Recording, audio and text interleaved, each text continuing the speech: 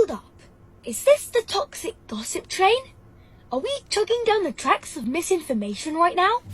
Well, that's not normal. But there is some interesting things that I did see inside this toilet paper tube mouth. So first, on the top of his teeth, I can see we've got a little bit of plaque and calculus buildup, which means that you're not flossing and brushing as good as you probably should. Two, you can actually pretty easily see a thing called a frenulum. It is the place where your lip is attached to your upper jaw, and a little here, you got one on the top and bottom, and it looks like he's actually got both. And lastly, a really cool thing that you really don't see very often is the difference between attached and non-attached gingiva. So you can actually look, and if you look at the top, you can see where it's darker, and then all of a sudden it gets magically lighter, and there's this weird scalloping that happens. This is where your gingiva actually changes from attached to non-attached gingiva. So what's the difference between attached and non-attached gingiva, and why do I care? Well, the attached gingiva is actually what's connected to your bone or your jaw, and this non-attached gingiva is actually a little bit looser and stuff like that, and so it just kind of is more flexible because it's not attached to the bone. So if you ever have gum loss and that bone is going up on this attached gingiva area, it actually means you probably have some perio issues, meaning you're not cleaning good enough,